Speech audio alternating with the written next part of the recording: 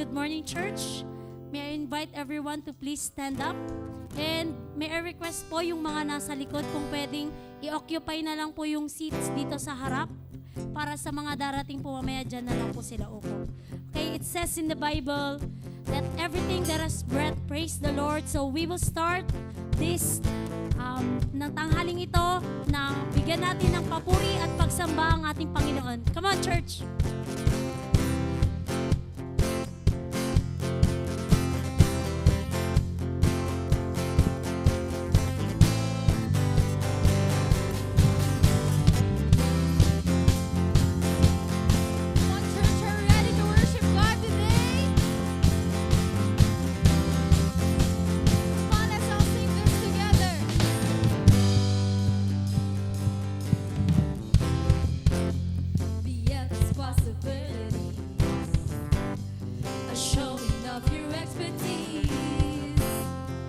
No one that compares to you, to you.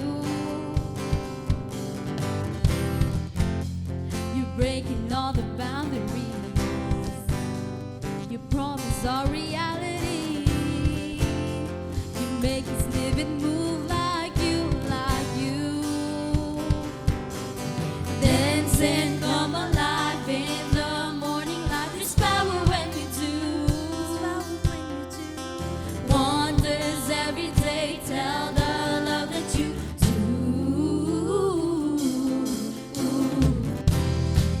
Oh, oh, oh, you're a miracle, miracle. Oh, oh, oh, Jesus, you're a miracle.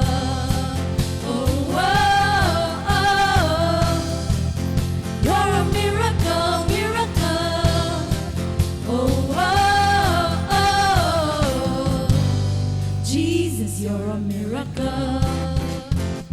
You're taking all our unbelief. You're calling us to taste and see, shaping us to be like you, like you. Dance and come alive in the morning light. There's power when you do.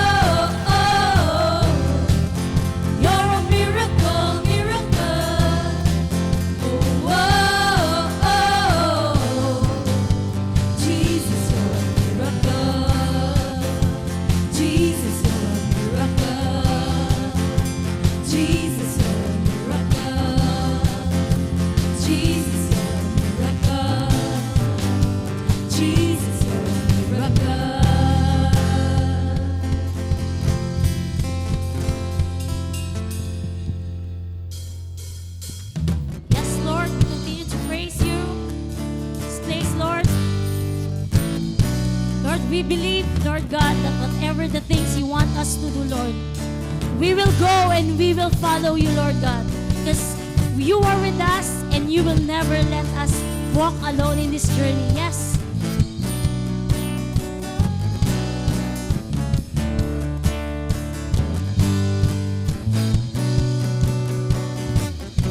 Let's sing.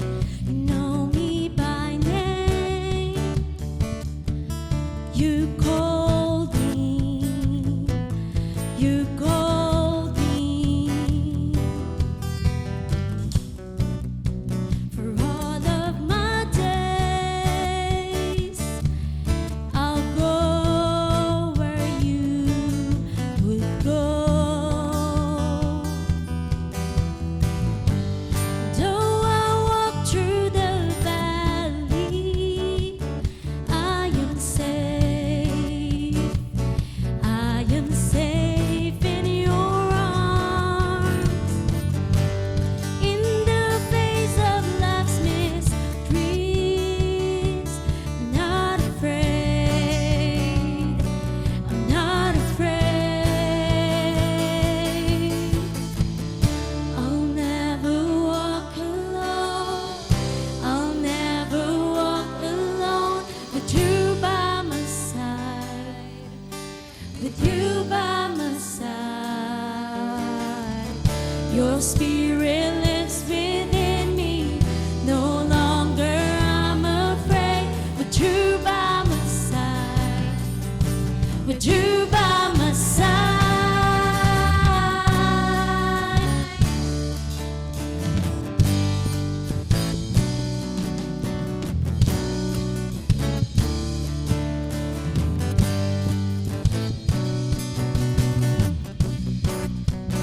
Fallen from grace, you saved me.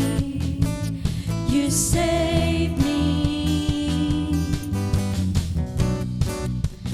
Bright as the day, salvation shines for all.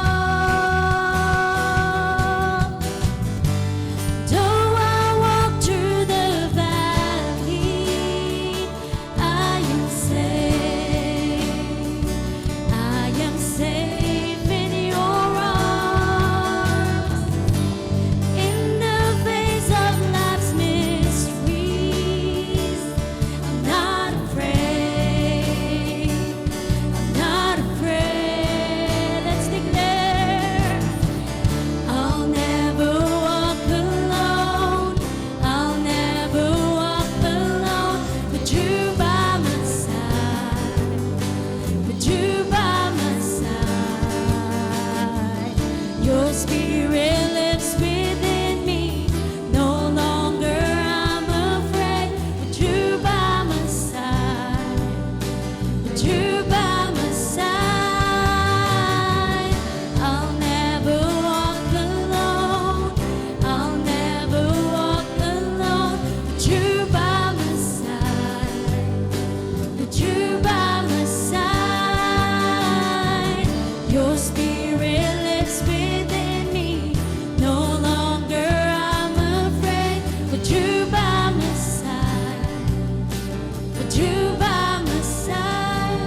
I will go where you will go. Take the lead and I will follow you to places no one goes. Say the word and I will follow. I will go where you will go. Take the lead and I will follow you to places no one goes. Say the word and I will follow. I will go where you will go. Take the lead and I will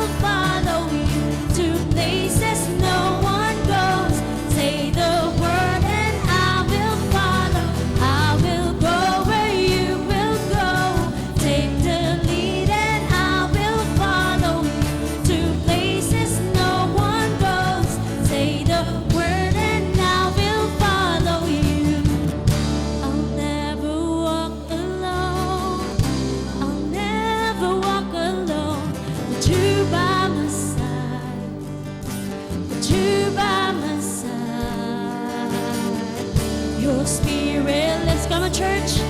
Let's declare and sing this with all our hearts. With you by my side, with you by my side, I will go where you will go. Take the lead and I will follow you to places no one goes. Say the word and I will follow. I will go where you will go. Take the lead and I will follow you to places no one goes. Say the word and I will follow you. I'll never walk alone. I'll never walk alone. With you by my side, your spirit lives within me. No longer I'm afraid. With you by my side, with you by my side. Go, church, let's give him praise. Jesus. Lord, we continually to worship you, God, in this place. Come on, church, let's make room for God to move in and out of our season today. Come on.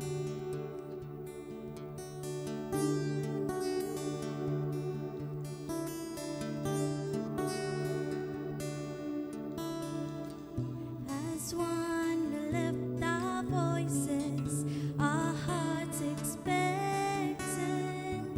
Oh Lord, breathe afresh on us. Lord, this is our prayer, God.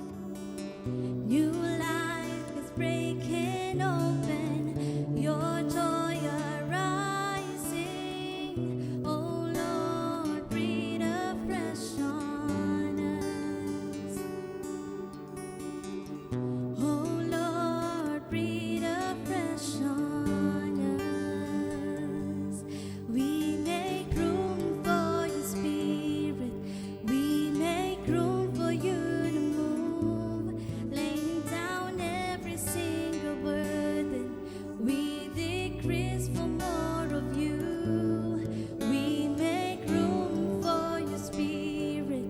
We make room for you to move. Open our eyes to see your glory, drawing us deeper into you, Lord.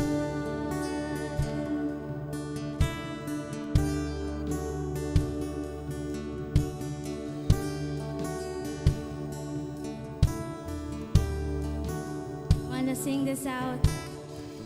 As one we lift our voices, our hearts expectant. Oh Lord, breathe afresh on us. New life is breaking open. Your joy arising. Oh Lord, breathe afresh on us. Oh Lord, breathe afresh on us. We make room for your spirit. We make room for you to move. Laying down every single burden. We decrease for more of you. We make room for your spirit. We make room for you to move. Open our eyes to see your glory, drawing us deeper into you.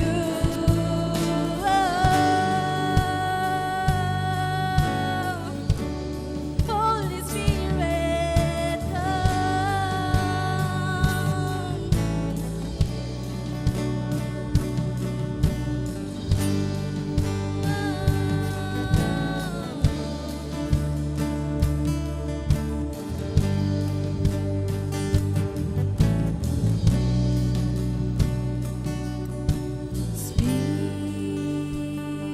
Spirit, come,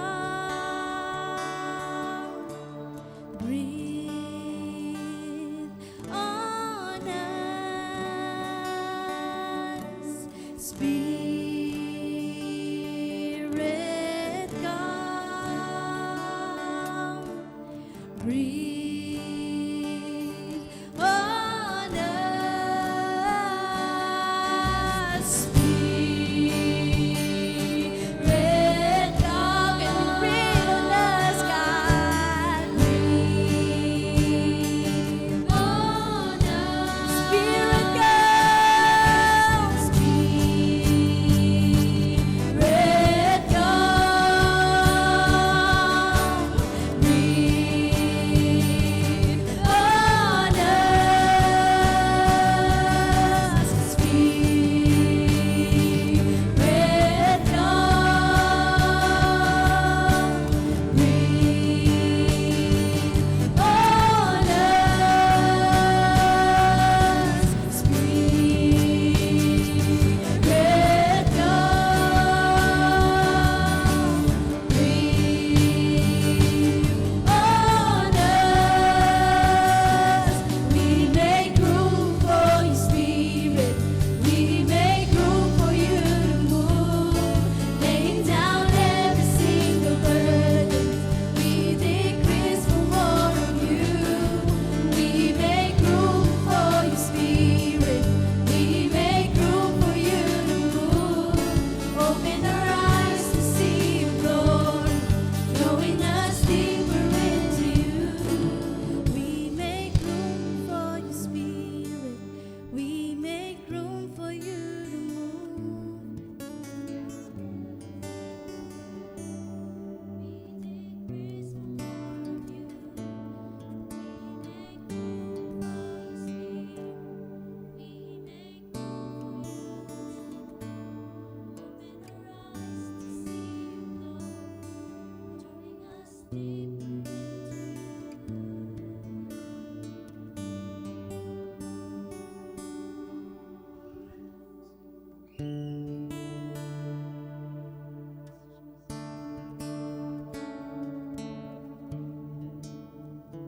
Come on, church, let's continue to worship the Lord.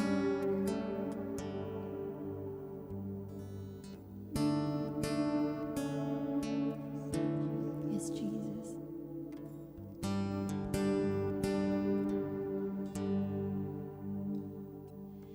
Hide me in your dwelling place as I will. Singing in spite of the pain, stand in your grace,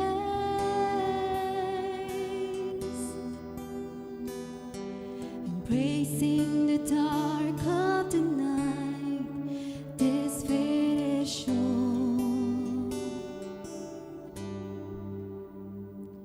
The light of the morning will shine.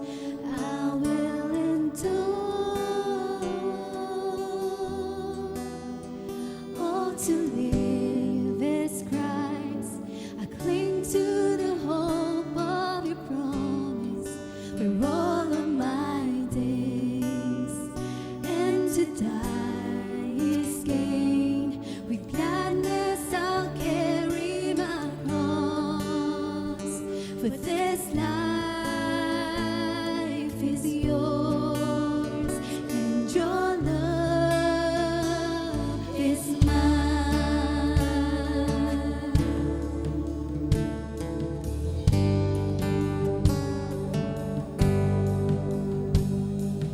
Fill me with your delight as I obey. Let me see all of your glory, Lord, this I pray. Give me unshakable joy as I give you my life. Nothing can ever compare. You are my prize.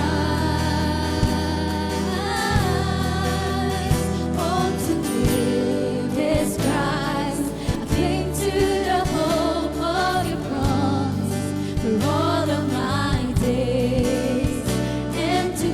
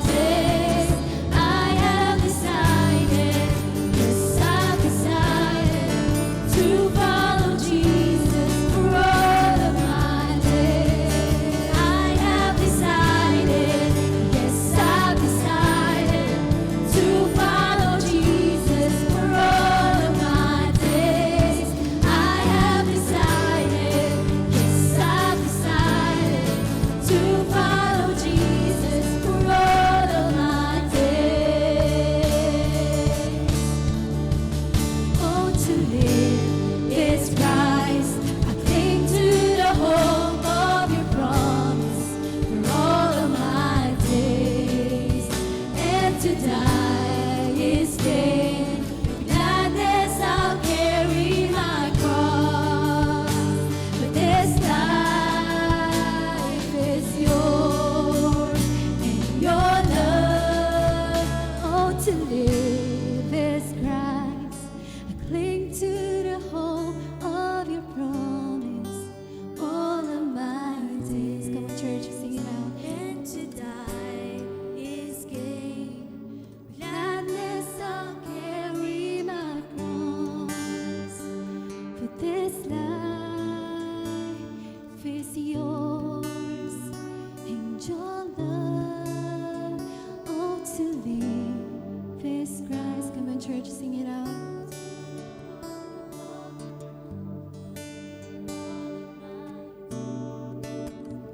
And to die is gain. With gladness I'll carry my cross. For this life is yours, and your love is mine. Indeed, God, that your love is much greater, God. And thank you, Lord, for that love that you sufficiently give it to us, Lord God, every day. Who among you here, church, is blessed that our hope is alive? Come on, let's give Him the highest praise and worship.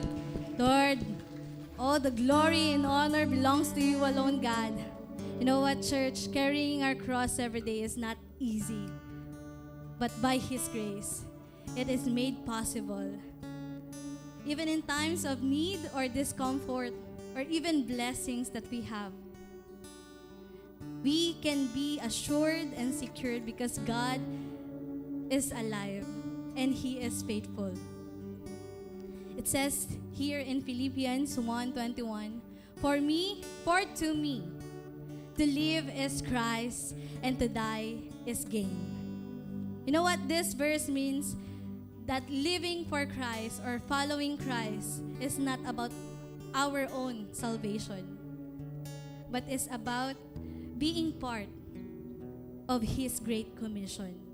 We are called to be His hands and feet to reach out not only just our community here in Mangaldan, but to our nation. Church, this is not the time to relax or just simply like wala lang kasi ligtas na tayo. But this is the time to go to the field and seek the lost. For when we were lost, Jesus finds us. Jesus pursued us and always pursuing us today. And for that, let us respond in this prayer. Can we just lift up our hearts and hands to God? Father, you are wonderful and amazing, God. Thank you for your love and grace for all of us. Lord, we are here to honor and bless your name, God. Thank you for reminding us that we are saved because of your love, not by works, Lord God. And forgive us for the times we choose to be silenced, Lord God, instead of boldly sharing your gospel to people. Lord, give us the courage and compassion to obey your command, and that is to share the gospel and make disciple, God. Lord, bless our hands and feet as we reach out others, and grant us your strength and wisdom, Lord God, as we go. Lord, may your face and love shine upon us, Lord God, and be reflected in us every day. In Jesus' name, amen and amen. Can we just give all the glory and honor to God? Every star you know by name, with one breath, all life begins from the beginning.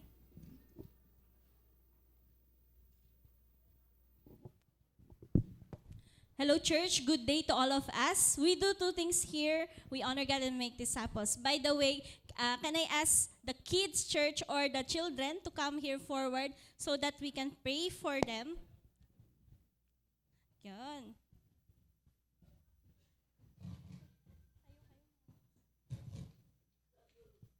Alright? So can we just stretch our hands to them right now? And to those who are in the seats na hindi makapunta dito ng mga bata, kung may katabi kang bata, pakilay hands na lang din po sila. Okay, let's pray. Lord, we thank you, God, for these children of yours, Lord God. I pray, God, that may they continue to feel your love, your unconditional love, day by day, Lord, and may your favor always be upon them, Lord. Lord, we pray, God, that they will always have that desire to seek you in their hearts, Lord, and be hunger in your words always. That as they come here in church to study your word, Lord God, may you let them feel also, Lord God, that you are present in them, Lord.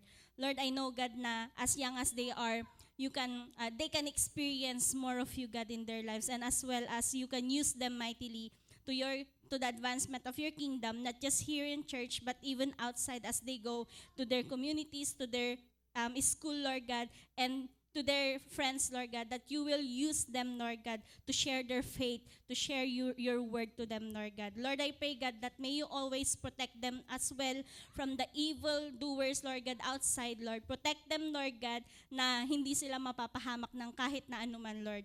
Lord, we also pray, God, for your guidance be upon them, that they will follow you all the days of their life, that they will follow your path as they grow, Lord God, na you will lead them, Lord God, by the power of your Holy Spirit. And lastly, God, protect them from evil, from shame, Lord God, and negative influences outside this church, Lord God. Lord, again, maraming salamat po for the children of our church. This is our prayer for them. In Jesus' name, amen and amen.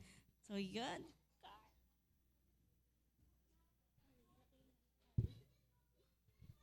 All right.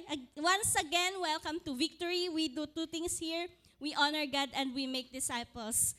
And also, pwede mo bang batiin yung katabi mo ng Happy Hearts Day? Tignan mo nga yung mata niya kung ano na yan, puso na yan, heart-shaped na.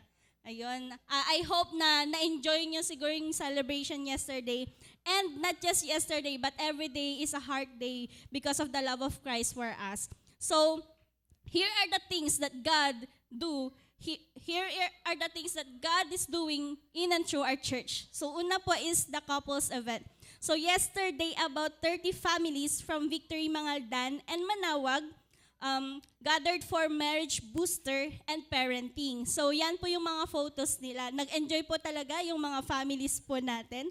This was a meaningful gathering for them as they strengthen more their bonds as husbands and wives, and also para mas ma-equip pa yung mga parents natin in raising their children with love, wisdom, and faith. So with that, can we just praise God for this successful event? Because without Him, it is not possible. And without all the coordinators, with pastor and the admins na meron tayo, this will not made possible. And also, meron din po silang powerful speakers, Pastor Bong from Lingayen, from Victory Lingayen, and Pastor Mario from CFF.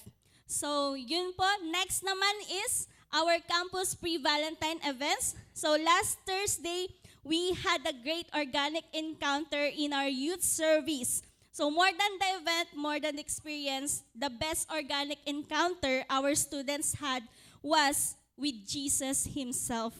He met them where they are, and surely their lives will never be the same. Kaya naman, magkakaroon pa ng part 2 ito for next week sa ating youth service ulit, part 2 of Organic Encounter. So, kung estudyante ka or may kakilala kang student, pamangkin, anak, may we invite all students to come and join the part 2 of pre-Valentine event natin sa campus, youth service.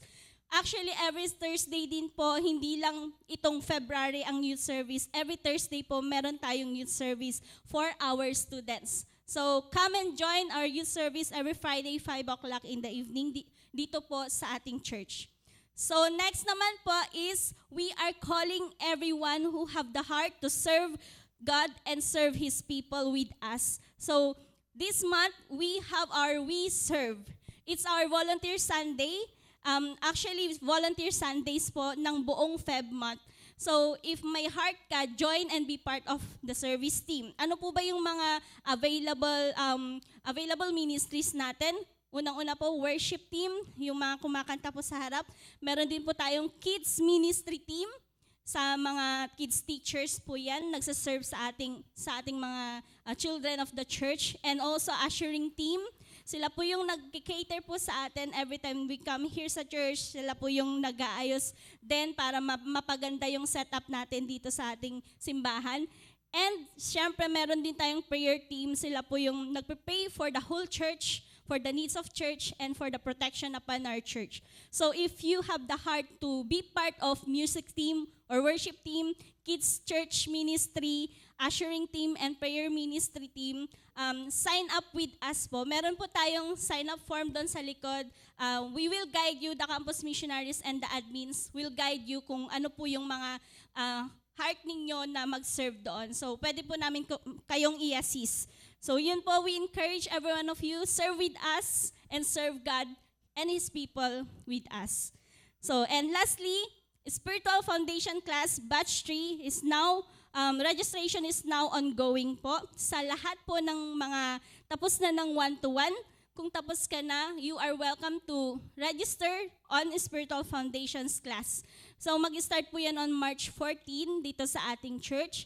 Ang mga students po, 750 pesos ang registration, and for non-student naman po is 900 pesos only po. Inclusion na po yan ng manuals po and ng foods po ninyo or snacks every week po yan. So yun po, again, March 14, pagtapos ka na ng 1-to-1, mag-start po siya ng Victory Day, former Victory Weekend po natin. So dito po natin mas ma-experience pa yung freedom in Christ, and at the same time, to continue establish in spiritual foundations po. So yun po, for more information, you can ask Bernard, our discipleship admin. Meron po tayong booth at the back po. So yun lamang, and enjoy the rest of our service. You shaped me inside and out. You made me to be all about. Hello, good morning po sa ating lahat. Good morning. So, happy Heart Day, sabi nila, di ba? Some say Happy Heart Day. Some say Happy Valentine's. But sometimes they say Love Month. Tama yan. Pero the love of the Lord is forever. No? Hindi lang for just a 1 month. Agree po ba? Yan. Okay, so let me share to you the principle of tithing. Of course, from the book of Malachi, chapter 3, verse 10. So I'm using an NIV version. So it says there, bring the whole tithe into the storehouse that there may be food in my house. Test me in this, sabi niya, says the Lord Almighty, and see if I will not throw open the floodgates of heaven and pour out so much blessings that there will not be room enough to store it. I believe this is not just the first time we hear about this message, no? This scripture, but most of the time, na-share po natin dito, sharing about the tithes and offering. But this word is powerful to us, no? Basically, doon sa part ng blessings. If we can study about the word, no, from the book of Malachi chapter 3, verse 10, it says there, parang ang sinasabi niya, talking about the three aspect as we give our tithes and offering. First one, pagbabasahin po natin dyan, sabi niya, bring the whole tithes. So meaning to say, if we, doon pa lang sa umpisa, makikita po natin that the God, that is talking about the command. No? Nakikita po natin yung command po doon. Then at the same time, from that verse, nakikita po natin yung purpose, the purpose, wherein to ensure there is a provision in God's house. Do we believe on that? That God provides all things, no? All we need, that God is our provider in all our needs in life. And the third one, pagbabasahin po natin dyan, nabanggit po yung to test. Sabi niya, so meaning to say, God challenges believers, us as member of the church, from the word that to test Him, now promising to open the floodgates of heaven and pour out overwhelming blessings. So meaning, ang pino-pour out dyan, ay ang sinasabi dyan is the promise. No? Kanina, we heard about the command, the purpose, and the promise. So from this verse, the word of God is not only proclaimed, no, through preaching, but also through our actions. One powerful way we proclaim God's word is through obedience. in giving. Parang kailangan, no? We need to give. Kasi sabi nga niya, bring the whole tithe. So basically, pag titignan po natin, ano ba yung ini-emphasize po dito? Maybe siguro, that is based on our income, no? Based on our gross of our income, the first fruits ang pinupoint. No? Ibig sabihin, in obedience in giving, maybe siguro not just about monetary, but you're going to you give your time, your talents, and of course, treasures. So, marami po, no? Marami pong possible na pwede nating gawin. When we give obediently, we demonstrate that we truly believe in God's promises. No? Magbibigay tayo because naniniwala po tayo that these promises, yung promise ni Lord para sa atin, yung pinagpipray po natin, ay hindi po yan basta-basta, kundi talagang yung promise ni Lord ay ipinagkakaloob niya sa atin. No? Obedience is giving reflects trust in God's provision. And I believe, kailangan natin, no? Tayo lahat dito, we are in need. No? Kailangan natin ng finances, kailangan natin ng provision, kailangan natin ng mga pambayad sa mga kailangan nating bayaran. But from this verse, parang makikita natin, ano ba ang dapat nating gawin? Ano ba ang dapat nating unahin? How giving proclaims the word, no? Number one, I think it reflects, no, God's character. God is a giver. Naniniwala po tayo. Naniniwala ba tayo na si God is a giver? When we give, we mirror His nature. Big sabihin, talagang nagagampanan natin ano ba yung dapat na kailangan nating gawin. It strengthens the church mission through giving ministries, continue in the gospel para mag-share yung gospel. And it becomes a testimony to others, and that is part of our generosity that speaks louder than words. Unang-una, kailangan natin na kailangan maging give faithfully. Tithes and offerings, kailangan makapagbigay po tayo. Give generously beyond our obligations. Give sacrificially, even with it costs sometimes that there are some priorities in life, marami po, but we give sacrificially. And lastly, give joyfully with gratitude. So this is our takeaway. So obedience in giving is not about money alone. It is about faith, surrender, and love. When we obey God in giving, we proclaim His word, not only through speech, but through actions. Amen po ba, church? Let's pray. Heavenly Father, we thank you, God, for this day. Maraming salamat, Panginoon, sa pagmamahal mo, sa patuloy mong biyaya sa bawat isa sa amin. Maraming salamat, Lord God, sa araw-araw mong binibigay sa amin, sa mga pag-asa, sa mga biyayang natatanggap po namin, Panginoon. Patuloy mong biyayahan ang bawat isa sa amin, sa aming church, ang aming simbahan, Panginoon, na ikaw po ang manguna, ikaw ang gumitna sa lahat ng aspeto ng aming buhay, Panginoon. Maraming salamat, Panginoon, na patuloy mong ginagawa, Panginoon, ang dapat para sa amin, Panginoon. Turuan niyo po kami maging faithful sa lahat ng aspeto pagdating sa tithes and offering at sa pagdating, Lord God, sa mga bagay na ipinagkaloob mo sa bawat sa amin, Panginoon. Maraming salamat, Lord God, in Jesus' name. Amen. So mayroon po tayong tatlong paraan para magbigay. Una po, syempre mayroon po tayong mga envelope po dyan sa ating mga inuupuan po na mga upuan. So pwede po natin isulat ang ating mga prayer request at even our answered prayer po. Pag medyo marami-rami yung ating mga prayer request, marami tayong susulat, pwede nating, pag hindi tayo nadaanan ng basket mamaya, pwede nating ilagay po doon sa likod yung tithe box po natin nandun po sa likod. Pangalawa is that we have our GCash account. So you just picture the QR code or QR code, no? Picturean po lang po natin. Then pangatlo is that we have our banking accounts, 2 banking accounts, BPI and Metrobank account. So sa tingin po natin, mas convenient po tayo na magbigay, mas okay po. So smile as you give, God bless us all. So tell me who I am, remind me of your plans. Lord, you know me more, you know it all. Tell me who I am, remind me of your plans. I wanna know you more, know you more.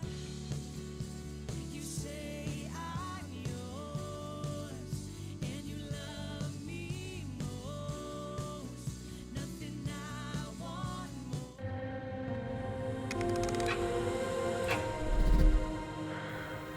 starts with a breath, a holy wind rolling through the caverns of your soul, reminding you were never meant to stay silent. He calls you to burn bright in a world that's growing dim. And then suddenly, your fear becomes small. Your doubts lose their grip. Your past loses its power. Because the one who rose from the dead now rises inside of you. And when that fire catches, and when that breath becomes your breath, you become exactly what God calls you to be.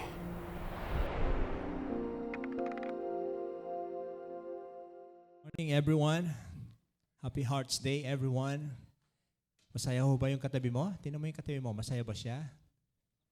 Okay. Hanggang saya ba yung kahapon? Kahapong saya yan. Hanggang ngayon masaya pa rin.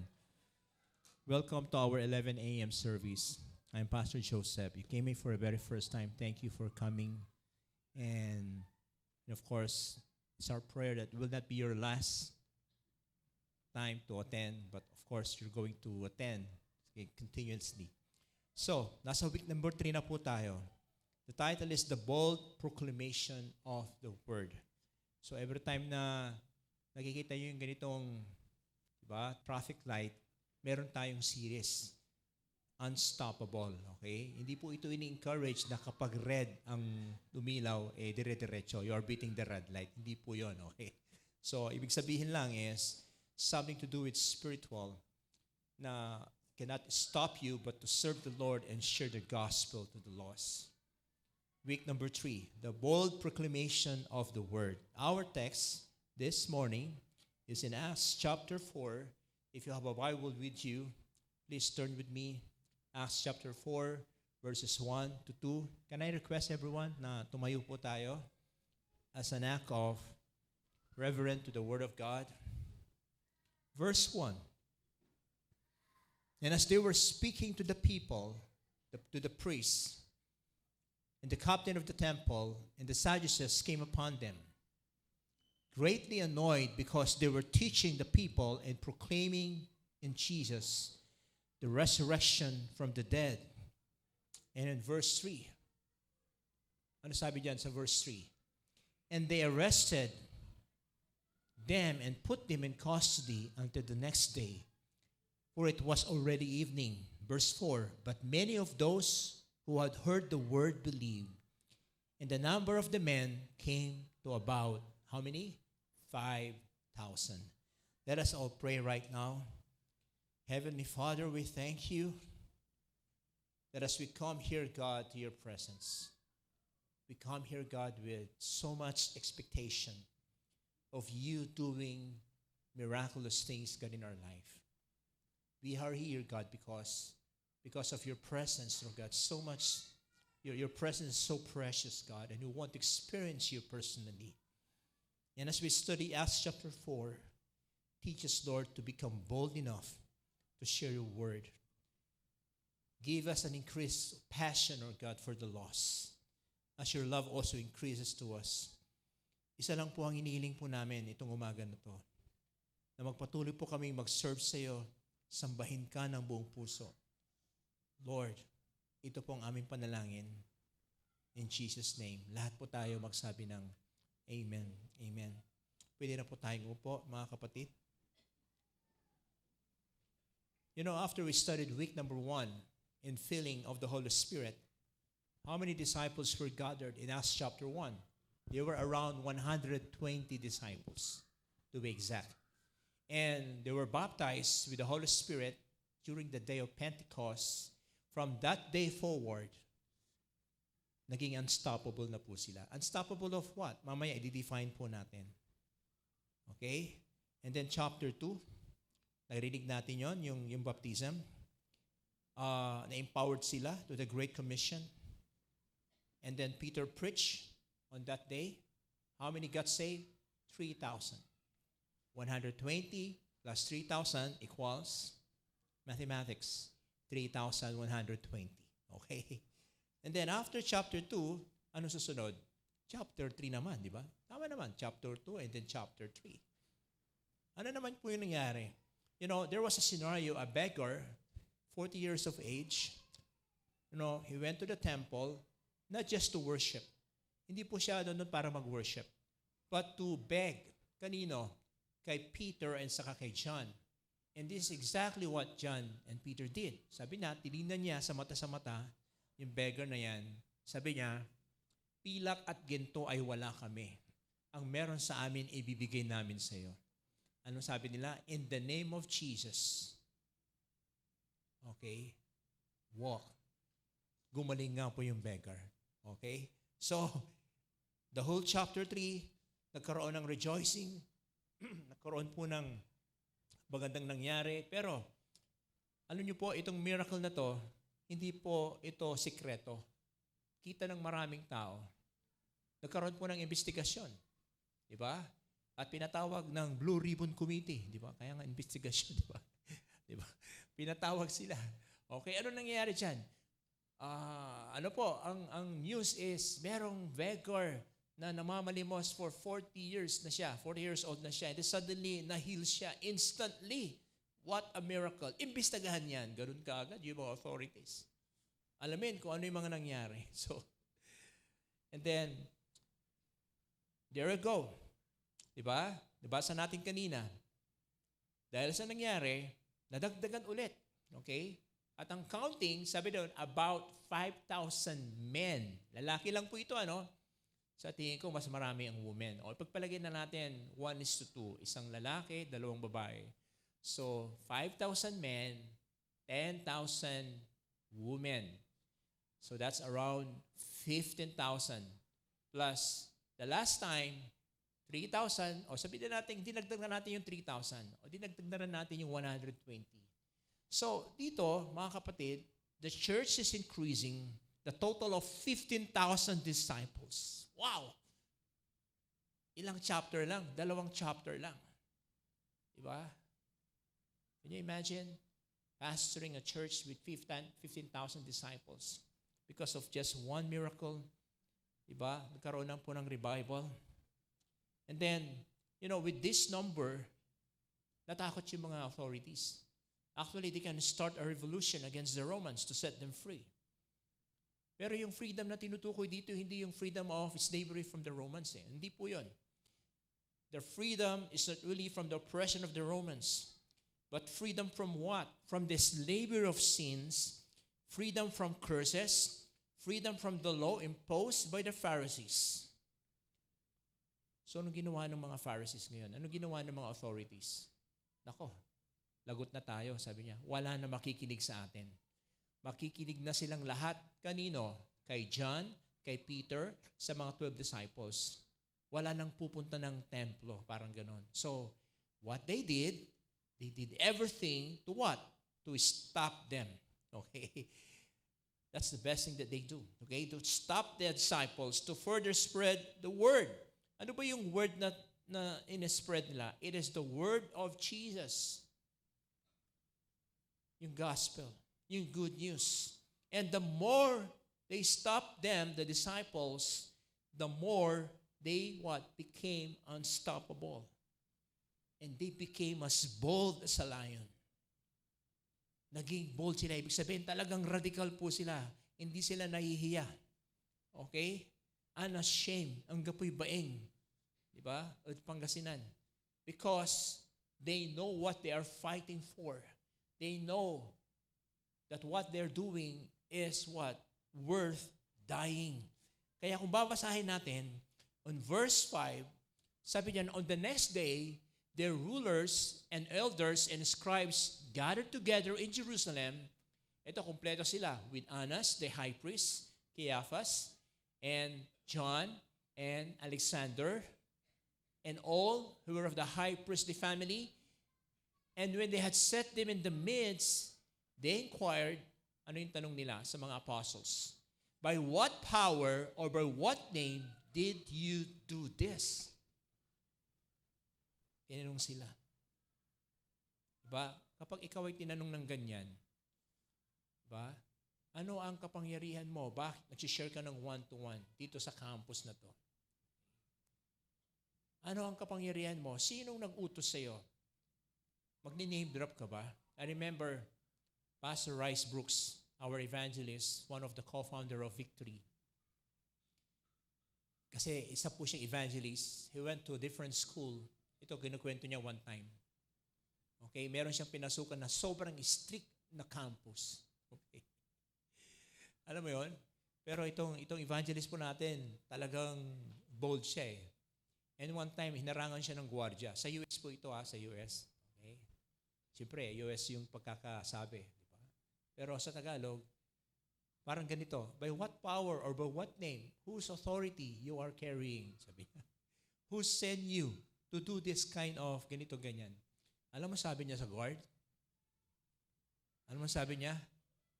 The King of Kings and the Lord of Lords send me to this campus. Sabi mo naman niya. So, nagulat siguro yung guard. Okay? Ayun, pinapasok po siya. Ganun pala katindi, no? If you are going to drop the name of God. Diba? So, when we face a challenge of becoming a witness, kasi yun ang sinabi ni Jesus eh. Diba? Naalala natin, diba? Week 1, Acts chapter 1, verse 8. Wait for the promise.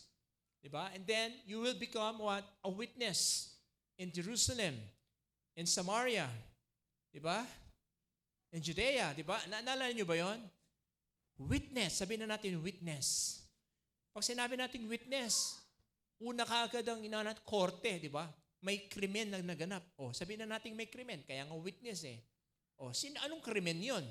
Yung pagkamatay ni Jesus, yun ang krimen. Pero hindi ito yung krimen na that will result into bad, okay? This is a good crime because it is a crime that leads to a transformed lives. It is a crime or death that allows us to experience supernatural. Yun po yung nangyari sa Acts chapter 3. It is a crime or death that will save not only the disciples, but also those who will believe in Jesus. It is a crime or death that will give eternal life. At sino yung mga disciples? Sila yung saksi. Sila yung nakakita. Sila yung mismong ebidensya. Okay. So, my topic this morning is, this is my big question. What is a bold witness? Okay?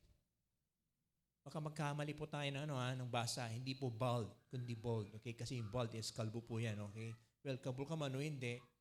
Pero, what is a bold witness?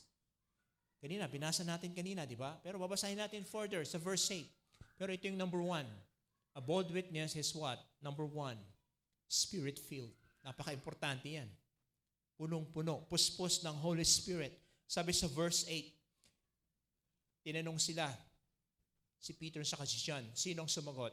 Sabi niya, then Peter, filled with the Holy Spirit, said to them, rulers of the people and elders, if we are being examined today concerning a good deed done to a crippled man, by what means this man had been healed, let it be known to all of you, sabi niya, and to all the people of Israel, that by the name of Jesus Christ of Nazareth, whom you crucified, yung pinatay ninyo, sabi ni Peter, whom God raised from the dead, by him, this man standing, he was talking to the crippled man for 40 years old po siya before you, well, this Jesus is the stone that was rejected by you, the builders, which has become the cornerstone.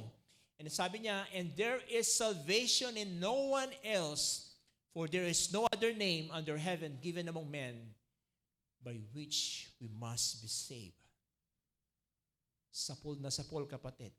Parang sinasabi ni Peter sa kanila, bakit nyo kami kini-question kung anong karapatan namin o kaya anong kapangyarihan namin, kung anong authority na meron po kami? Ito yung sagot. Yung Jesus na pinapatay ninyo, yun. Siya yung nagsabi sa amin. Okay? We're using His name. Okay? Diba? Ikaw ba naman yung part of the Sanhedrin, part of the authorities? Para mong sabihin, so kami ang kriminal. Okay, kayo yung witness. Okay. So can you imagine? So, honestly speaking, sa totoo lang, what is a bold witness? Hindi lang po ito spirit-filled. Pangalawa, straightforward. Okay? Ibig sabihin, direct to the point. Okay? Wala nang paligoy-ligoy. Okay? Wala nang paligoy-ligoy si Peter. Sobrang matindi yung sinabi po niya. And in verse 13, now when they saw the boldness of Peter and John and perceived that they were uneducated, take note of that, common men, they were astonished and they recognized that they had been with Jesus. So many people have been mistaken that, paano ako mag-share ng gospel? How can I stand? I'm not really that educated person. Dito nakita natin, sino ba yung si Peter? Sino ba sila si John? Ano ba ang profession nila? Fishermen. Magaling po silang manghuli ng isda. Okay? Sino dito magaling manghuli ng isda? Ako, hindi ko kaya. Yung hawakan nga lang ng isda, hindi ko magawa eh. Diba? Kasi madulas. Kailangan ng net. Diba? Yung magpupuyat ka, pupunta ng dagat, magsisigay ka, tapos hihilain mo, magpupuyat ka, tapos babad yung katawan mo sa tubig, tapos may sakit ka pa, mahirap po. Yun lang ang kaya nilang gawin. Yet, the Lord used Peter and John. Spirit-filled, straightforward, diba? And then, sabi na, uneducated, walang pinag-aralan, ordinaryong tao, hindi naman yung katabi mo. Ordinaryong tao, yes. May pinag-aralan ba yan? Oo naman, sabi ng isa. Oo naman. Tama? Di ba? Pero again, hindi natin pwedeng sabihin na kasi ang gagamitin lang ni Lord yung mga magagaling, magsalita, yung mga matatalino, yung mga matatalas, yung mabulaklakin ang kanilang mga dila. Hindi po totoo yan. I'm telling you. If you are a bold witness, okay, that leads me to number 3. You are what? You are courageous. Hindi ka lang spirit-filled, hindi ka lang straightforward, full of courage ka. Kasi hindi ka natatakot. Okay? Wala kang kinatatakutan. Hello? Because you yourself, naintindihan mo kung anong pinaglalaban mo. You yourself, naintindihan mo kung ano yung pinapaniwalaan mo. Si Peter saka si John, they were freed from their sins' bondage. And they are a new creation in Christ. Ano pa ba ang patutunayan nila? Ano pa ba ang maghahadlang sa kanila para hindi sabihin kung ano yung nakita nila? They have been with Jesus for 3 years. Dinisciple sila ni Jesus. Pinakita na ni Jesus lahat ng miracle. Okay? Bago siya namatay. At sila mismo, eyewitnesses sila. Sila mismo yung first-hand eyewitnesses. Kaya ganun na lang po ang katapang. Alright? Ano po yung napansin nila? Ordinary person. Okay? Ibig sabihin, just be yourself. You don't have to be a dynamic speaker. You just simply be available. That's it. Because to tell you honestly, God doesn't want your ability. What He wants is your availability. Diba? Ang galing mo nga magsalita. Pero wala ka namang time para mag-share ng gospel. Wala ka namang time para sabihin kung ano yung nakita mo, kung ano yung naranasan mo kay Kristo. Ay, wala rin. Diba? Wala rin. Okay? We don't have to be, do magnificent things. We have to do common things with magnificence. Because God is a magnificent God. Kaya kung iniisip mo ngayon, ako ay isang ordinaryong tao lamang. Okay, qualified ka.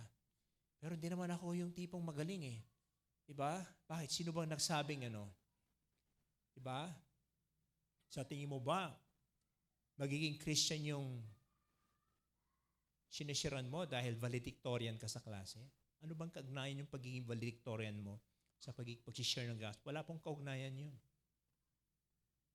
Hello? Dahil presidente ka ng klase? Dahil bar top notcher ka, paghingi ka ng tao. Come on. It's the power of the Holy Spirit. Hello? Number 5. Okay? They realize, di ba? Kasama pala nila si Jesus. They spend time with Jesus every day for the last 3 years doing personal study of the Word and prayer. So what is a bold witness? Spirit-filled, straightforward, courageous, ordinary, be with Jesus. At hindi lang yon.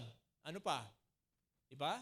In verse 14, but seeing the man who was healed standing beside them, diba? So, sino yung nakaharap sa mga authority? Yung crippled man na gumaling, Peter and John, tatlo sila. They had nothing to say on opposition. So, ano pa? Ano pa yung mapupulot natin dyan? Okay? To become a bold witness, we're going to provide what? Evidence. Sa Bisaya, ebidensya. Ayan, may ebidensya. Tama ba? Evidence. Diba? Magsisinungaling pa ba yung isang ebidensya? Oh, minsan, hirap na hirap tayo na i-convince sa mga tao dahil wala tayong ebidensya.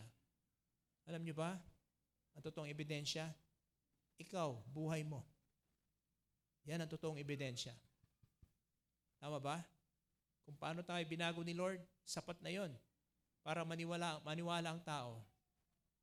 Kaso nga lang, ang problema, bakit nga ba hindi naniwala mga tao sa'yo? Baka nga hindi ka nabago. Ganun lang kasimple yun, di ba? Pero kung binago ka ni Lord, at naramdaman mo yung kapangyarihan niya, ano pa ba ang magpapapigil sa'yo? Tuloy po natin. Verse 15. But when they had commanded them to leave the council, bago sila dinismiss, they conferred with one another, saying, what shall we do with this man? So nag-usap-usap sila. For that a notable sign has been performed through them is evident to all the inhabitants of Jerusalem. Mag-spread yan, malalaman yan, magiging trending yan. Actually, trending na ngayon, sabi nila. And we cannot deny it. Sabi nila, but in order that it may spread no further among the people, let us warn them to speak no more to anyone in this name. So tinawag sila, they called them and charged them. Ano yung chinarge nila sa kanila? Tumahimik kayo. Huwag na kayong magsalita, huwag na kayong magturo. Huwag nyo nang sabihin niyang Jesus na yan. Okay? Wow. Ibang klase rin, ano? So can you imagine? Sinetfree sila ni Lord, tapos somebody's controlling them because they don't want Jesus be preached. Ang hirap naman po yan. So, ano sinabi ni Peter? Peter and John answered them, whether it is right in the sight of God to listen to you rather than to God, you must judge. Okay? May pahabol, mga kapatid. A bold witness obeys what? God rather than men. Hello? Hello? So, ilan dyan ang meron ka yan? Ilan dyan? Magbilang ka. Lord, spirit-filled ba ako? Lord, kaya ko bang tumayo straightforward? Sabihin talaga yung truth. Meron ba akong tapang?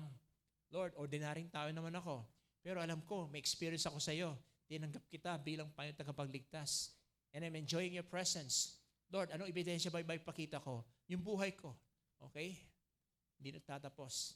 Kapag dumating yung talagang problema at pinapatigil ka, sinong i-obey mo ngayon? Tao o Diyos? Come on now. Come on. Hello, are you listening?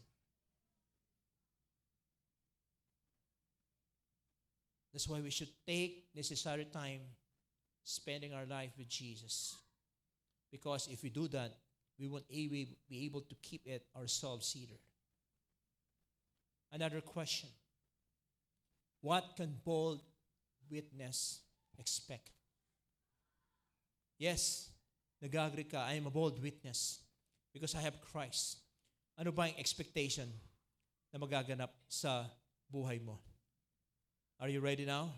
Number 1, ito yan, persecution. You will be persecuted. Are you ready to be persecuted? Come on, ano ba itong persecuted? Ang alam ko lang nagaganap lang yan sa Blue Ribbon Committee at meron tayong prosecutor general. Ano bang ginagawa ng prosecutor? ibang terminology naman po yun. Itong persecution, ito po yung bagay na nangyayari sa'yo bilang Kristiyano na hindi tanggap ng mga tao na nasa paligid mo, and they began to what? To insult you. They begin to what? To say all kinds of negative words in you. Yan ang ibig sabihin ng persecution. Dahil namumunga ka, binabato ka. Okay? Binabato ka. Namumunga ka nakikita na yung fruit. Sino dito naranasan nyo nang na-persecute? Come on, raise up your hands. Okay, yung iba, hindi nyo pa naranasan? Lord, I pray na i-persecute mo yung mga hindi nagtaas ng kamay. Ayan, ganun lang kasimple yun, okay? Para kayo mag-grow, kapatid. Kasi part ng growth yan Ang totoong Kristiyano na pe-persecute. Where in fact, according to history, those who experience severe persecution, sila po talaga yung matitinding Kristiyano. Alam niyo po ba yun? Okay? I remember when I'm still a high school student, third year high school, somebody introduced to me the gospel. And I began to be curious about the church. And I started attending 9 o'clock. Alam niyo ba kung saan yung place namin? Yung tapat mismo ng SM sa Dagupan. Yung mismo, yung bakante doon, doon. Yung radio station ata yun, yung sa second floor yun. So, doon ko nakilala si Lord. Ibig sabihin, doon ako umaten, okay? Doon kami umaten sa Dagupan noon. I remember, I cannot forget this. The service is 9 o'clock in the morning. Then it will end probably around 11. So, umuwi po ako. Can you imagine? Pagdating ko sa bahay, yung mga gamit ko nasa labas na. Okay. I've been persecuted with sa nanay ko. Sabi ng nanay ko, mamili ka na ngayon. Anong gusto mo? Punta ka dyan sa born again na yan? O kami, pipiliin mo? I was still a high school student. Anong magagawa ko, di ba? So, sabi ko, Lord, ano ba nagawa ko mali? Lord, I just really want to know you. And then the Lord spoke to me, you have to pray for your parents. Because your parents, hindi nila naintindihan. Kaya dapat mo ipanalangin ang mga magulang mo. So I began to pray for my parents. Diba? Still grounded. Hindi ako palabasin. One time, nakatakas ako. Diba? Yung kuya ko naman ang sumunod. Diba? Nakaplansya na po ako ng mga damit ko, ready. Alam mo ginagawa niya? Binababad niya sa tubig, sa batya na may tubig. Can you imagine that? Problema na itong kuya ko na to. Diba? So, sabi ko, ginawa ko naman na lahat ng trabaho sa bahay. So, ba't ako, persecution, di ba? So, until na-realize ko, God give me wisdom, di ba? 2 set ng damit ang, okay? Meron yung decoy. Yung, kunwari lang, di ba? Pinalansya ko. Yung pala, may dala akong plastic, di ba? Pag lumabas ako sa bahay, naka-short, papunta ng church, doon ako nagbibihis. Ganon ang buhay namin, kapatid. Hello? And then, alaman ulit ng nanay ko. Diba? Sabi sa akin, itigil mo na yan. Nababaliw ka na. Imagine mo, nababaliw. Nababago na nga ang buhay ko. Ang interpretasyon nila, nababaliw na ako. Because before, hindi na ako nakikita nagbabasa ng Biblia. But this time, napapansin ko sa'yo, nagbabasa ka ng Biblia. Naku, nakakabaliw yan. Sabi ko, Lord, I pray for my parents. So, grounded ulit. So, kapag nakita ko yung leader na nag-share sa akin, pasensya ka na, hindi ako pinapayagan ng tuwing Sunday. And the Lord give me wisdom. Okay. Wala akong sinasabi to. Testimony lang po ito, Pinagdaanan namin persecution. So, the Lord give me wisdom. Diba? Nagkaroon kami ng kasunduan ng nanay ko. Nay, sige na po, payagan nyo na po ako. Diba? Talaga nagmamakaawa-tawa. Payagan. Kahit wala na po ako, kahit maglalakad na lang ako, malapit lang kasi, from Victory Liner, doon kasi dati na may bahay, malapit lang yung SM. So, sabi ko na, payagan nyo na po ako. So, actually, honestly speaking, masunurin po talaga akong anak. So, hindi pwede. Hanggang sa kakukulit. O sige, ito yung kondisyonis natin. Bago ka umalis, magsalok ka, maglinis ka. Nung panahon po namin, wala pong nawasa. Okay? Hello? Yung panahon po namin, hindi po tiles. Kahoy. Come on! So what I did, I woke up 4 o'clock in the morning, scrubbing the floor. And then, fixing waters. Cleaning all the dishes. Come on. Kaya pagdating ko ng church service alas 9, ganito ako. Okay? Puyat, kapatid. Okay lang. Okay? Bigla akong, ganun talaga eh. Gusto mo talaga matuto kay Lord, di ba? Talaga. Ganun talaga ako noon. Kaya kung minsan, sabi ko sa katabi ko, tapikin mo ako ha, palagi ha. Kasi talaga napuwet ako, alas 4, alas 3 pa nga ako. Can you imagine? 4 o'clock? Naglilinis ka ng bahay? I did that for how many months? Para lang payagan ako. Kaya kayo, mga kabataan, pasalamat kayo kung ang mga magulang ninyo ay Kristiyano. Nandito kayo ngayon. Panahon namin, ganun katindi, kapatid. Pero alam niyo po ba, according to history, sa mga Kristiyano na persecute, lalong tumatapang. Tama po ba? Amen? Amen? Si Mark pa nga lang di ba? Anong ginawa sa'yo, bro? Kada banggit na Jesus suntok, di ba? Papa, Jesus loves you, Papa. Boom! Gano'n, di ba? Jesus loves you, Papa. Boom! Di ba? Gano'n. Pero tingnan naman, di ba? Yung father niya mismo umaten ng church. Wala dito sa church. Kaninang umaga umaten siya. So, kapag naalala niya ni Daddy Solomon yung nangyari, papaganon siya. Napapangiti na lang siya. So, again, that's exactly what persecution is. What else? You will be arrested. Diba? In verse 18, they arrested the apostles and put them in the public prison. But during the night, an angel of the Lord opened the prison doors and brought them out and said, "Go and stand in the temple and speak to the people all the words of this life." Wow. Ibang klase. So, huwag ka mag-alala. Kapag ikaw ay nakulong, palalayain ka ng angel. Huwag ka mag-alala. Mangyayari yan. What else? Threats. Okay? Hindi po threat. Hindi yung treat. Okay? Threats. Tama? May banta. Verse 33. When they heard this, they were enraged and wanted to kill them.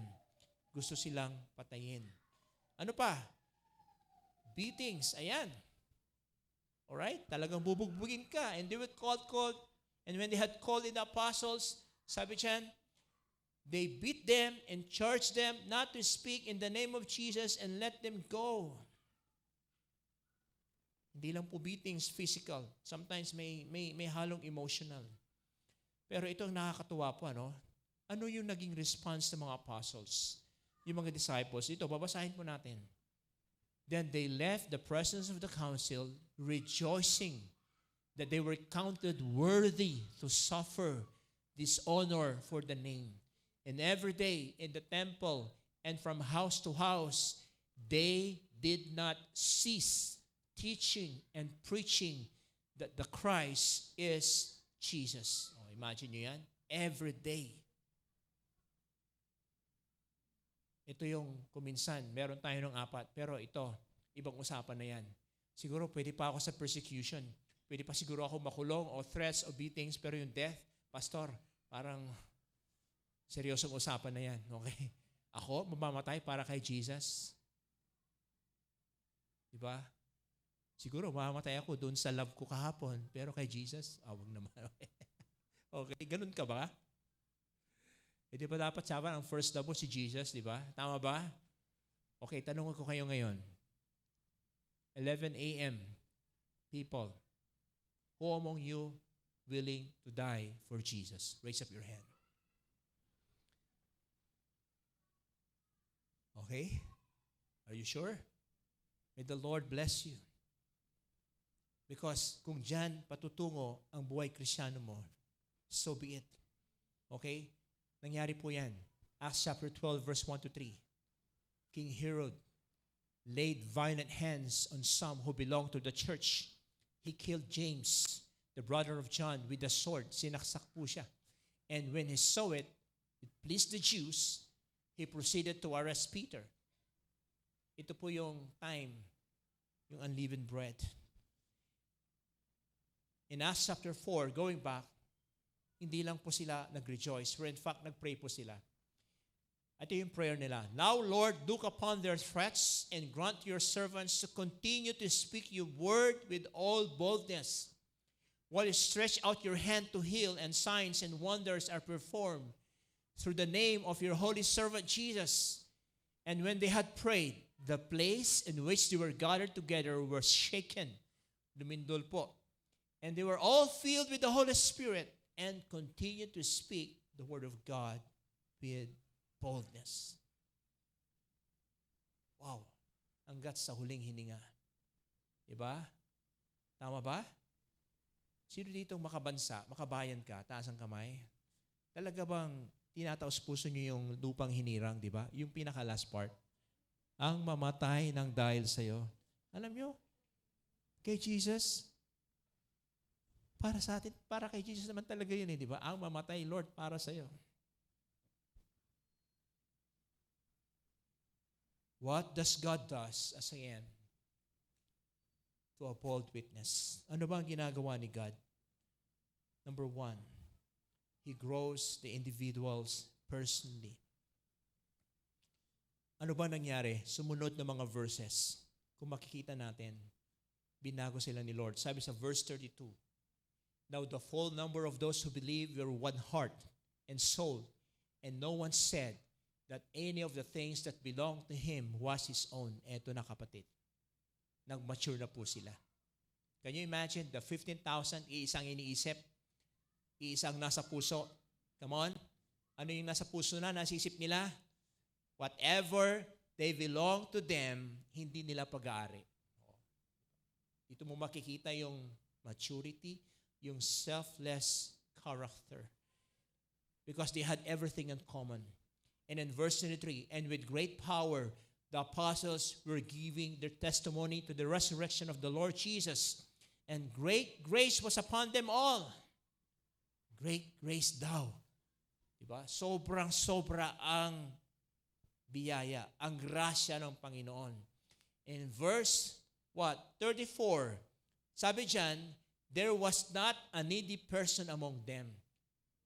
Okay, sino dito pumunta ka sa simbahan, meron kang pangailangan, taas ang kamay. Meron kang pangailangan. Come on, may pangailangan ka. Kailangan mo ng pera, kailangan mo ng healing, kailangan mo ng, okay? Meron, di ba? Lahat tayo. Pero, itong simbahan, wala man lang nagtaas ng kamay. Okay? Because there was no needy person among them. Paano kaya nangyari yon? Ito, sinabi, for as many as were owners of land or houses, ano ginawa nila?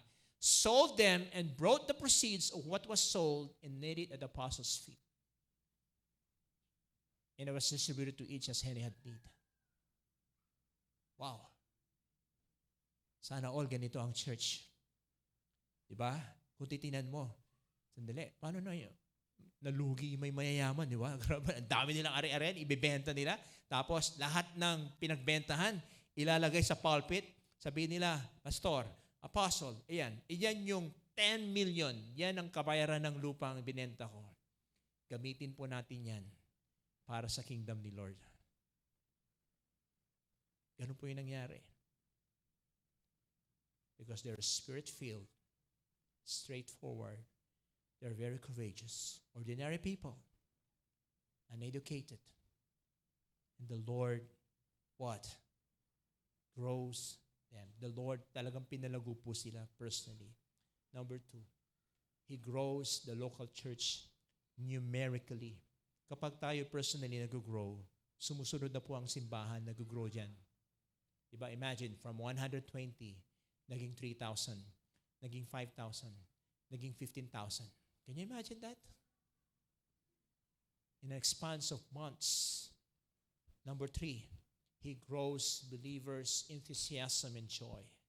So the more na nag-grow sila, the more na agresibo sila, the more na tuwang-tuwa sila. Alam niyo po, because of the persecution, nag-spread yung gospel. Nag-spread yung gospel. to the point si Emperor Vespasian was so, confused to the point na sinabi niya in the history, sinulat niya. Sabi niya, yung mga Kristiyanong pinagpapatay natin, sila na ngayon ang dumarami. Sabi niya, that is the exact word. Dumarami sila kasi anong ginagawa nila? Tumutulong sila sa mga mahihirap. Tinatagalog ko na po, yun ang pagkakasulat. Tumutulong sila sa mga hirap. Kahit hindi nila kauri, kinukup-kup nila, wini-welcome nila.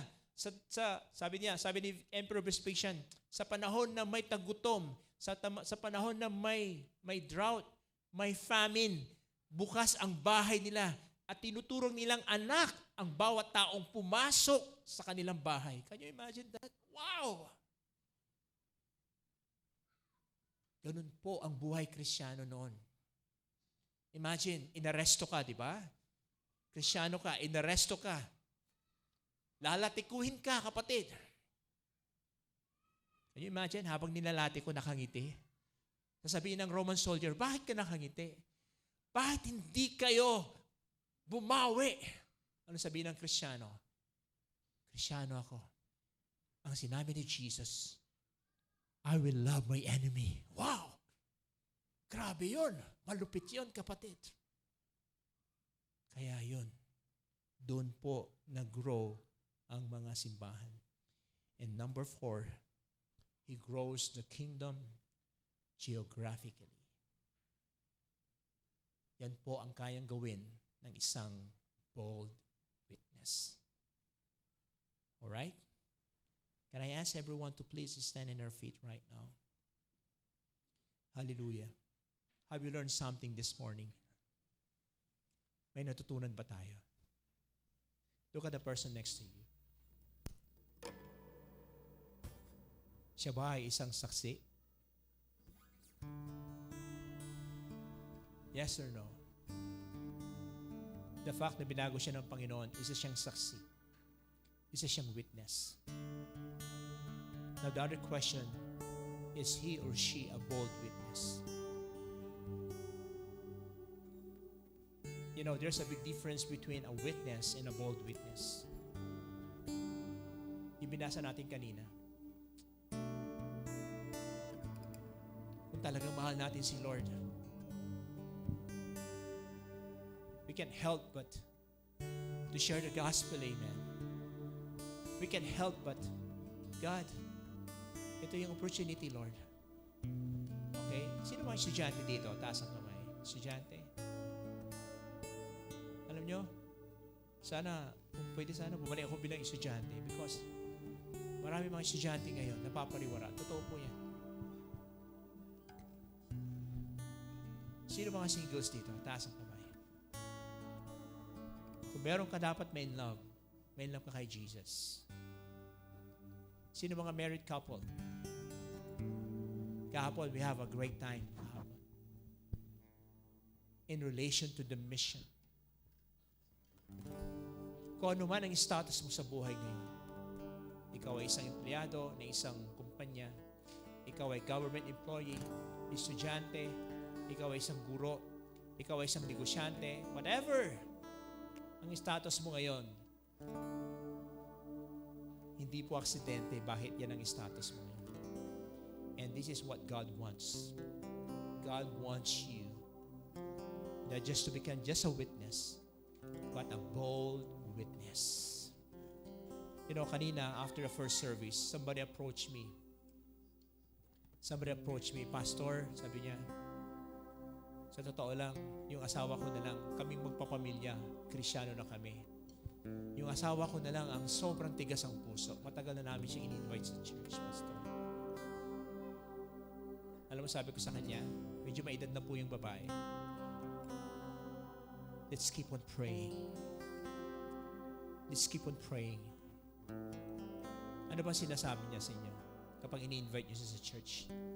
Palagi niya sinasabi, Pastor, mamamatay akong ganito, pinanganak akong ganito, mamamatay akong ganito. Hindi ko kailangan niyang simba-simbahan ninyo yung paniniwala niyo. That is exactly what the world, that is exactly what people says. Because they were blinded by the enemy. Now, We have to pray for them. Amen. So right through and then, ginather ko yung kanyang pamilya, nag-pray kami. Lord, palambutin mo ang puso ni tatay ngayon. So, can we just close our eyes right now? If you knew someone, maybe your friend, or maybe your loved ones, it can be your father, mother, brothers, sisters, cousin. It can be your neighbor. If you know somebody who are not yet a Christian, walang Jesus sa puso niya, I want you to close your eyes right now and I want you to pray a silent prayer to that person. Ipanalangin mo ang sa kaligtasan niya. Come on, go ahead. Ipanalangin mo kay Jesus ang kaligtasan niya. Lord, dalangin po namin yung mga taong kakilala po namin na hindi pa nakakakita ng kaliwanagan sa kanilang buhay. Mahanap po nila ang kaliwanagan. Gamitin mo po kami bilang witness. Gamitin mo po kami bilang witness. Ito po ang aming panalangin sa pangalan ni Jesus. Amen and amen.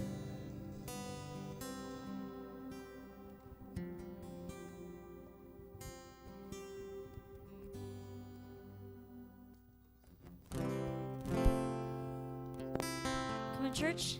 Let's praise our Lord.